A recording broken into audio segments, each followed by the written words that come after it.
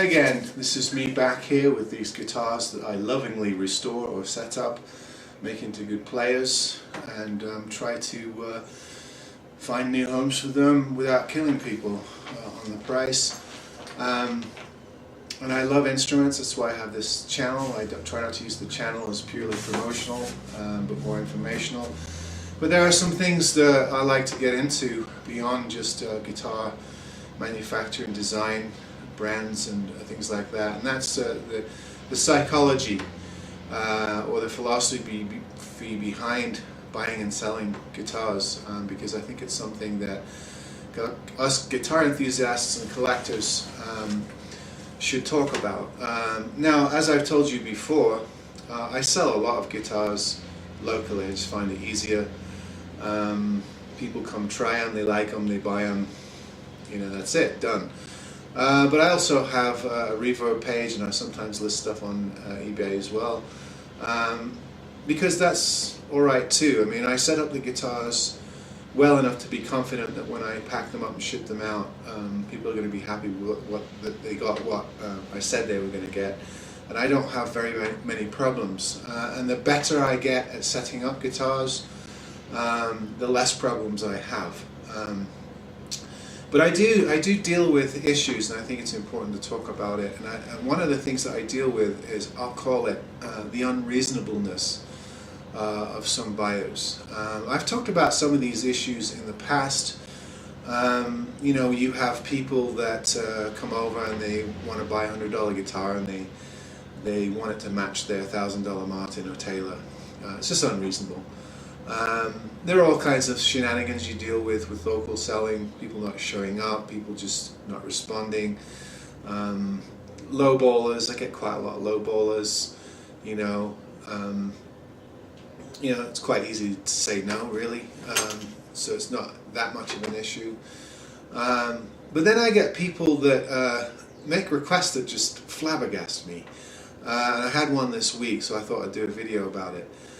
Why would you ask somebody selling a guitar on Craigslist or Facebook Marketplace, or even on one of the online auction sites, to hold a guitar for you? I don't understand that logic. I've never done it to anyone else. So I'm always quite flabbergasted when people do it to me. Now, I've done it in the past because I am actually quite a nice guy, believe it or not.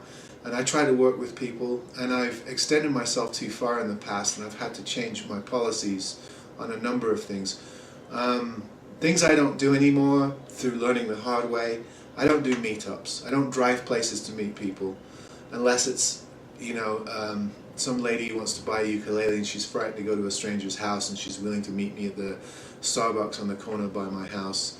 You know, I'll make exceptions like that, but I generally don't drive places to meet people. I've been burned too many times. I live 30 miles from Denver. I get people saying, if you come down to Denver, I'll buy that guitar. Not doing it. Just not doing it. Done it in the past. People don't show up. People show up with the wrong amount of money. People decide they don't want it after you've, you know, spent your day and your gas money to accommodate them. I just don't do it anymore. Another thing I don't do is I don't do deliveries. I very rarely do deliveries. People who want you to deliver a guitar to them or a ukulele to them, that can end in misery as well. You get to the delivery point and they don't want it, or they don't show up, or they go to the wrong place. It's just a mess. I'm a luthier. I work on guitars. People come to my house, they look at what I've got, they play it, they get a great deal, and I prefer to keep the operations that simple. If they buy something from me online, they're getting a setup guitar. It comes well packed, usually with a case. So I try to keep it simple and quality, but every once in a while you get people that ask for things that are astounding.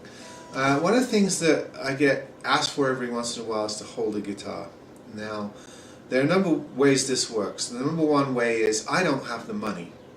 So if you can hold it till payday, or if you can hold to the first of next month, or I'll be able to buy it in 4 weeks, or I'm going on vacation and I'll buy it when I get back, I've extended myself so many times for people and got burned doing this.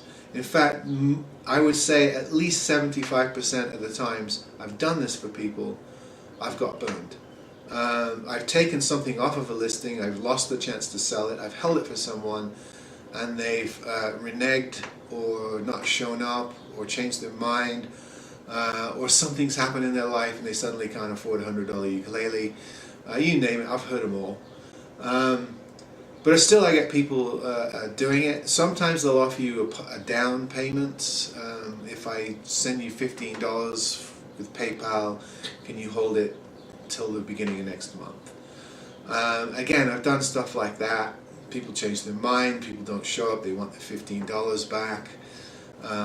It's just not worth it. If you don't have the money to buy something, if you see a guitar on Craigslist, let's say, and it's $200, and all you have is $100 cash to buy a guitar, then keep looking till you see something for $100 or something for $120, $140 and make an offer, right? Or go to a guitar shop and do a layaway program. Put $100 on a guitar and pay it off. Or do what everyone else does. Put the guitar on your credit card and then pay your credit card off. Don't expect a buyer to sit around and wait for payment for weeks, months on end because of your cash flow issues. I have cash flow issues. I can't afford, to stump somebody so much money for so much time. I'm a teacher. I'm on a contract through the winter months. Once I get through those winter months, my contract doesn't pay me through the summer. I rely entirely on this work for summer income. That's 3-4 months of rent and all the bills. So I have cash flow issues. If I see something I can't pay cash for, like everybody else in the world, I put it on a credit card, I put it on my PayPal, I pay it through PayPal, and I pay my PayPal credit card off. There's ways to do these things. Expecting somebody to, take a chance and not sell an instrument and sit around and wait for you for weeks or months. I've been asked for 3 months, 2 months. It's a bit ludicrous, and I'm a bit embarrassed for people that do that, because why would a seller want to do that? Take a guitar off sale and risk losing the sale, or risk having that person change their mind or not show up or not pay up, or show up and not like the guitar. There's a number of scenarios. I just don't understand why people do that. I'm wondering if any of the people watching have similar experiences or have ways in which they deal with that. I just had to tell somebody today, I'll work with you on the price, I'll give you this much off, I'll even pay half the shipping for you, but I can't hold it for a month. This is a $200-300 guitar.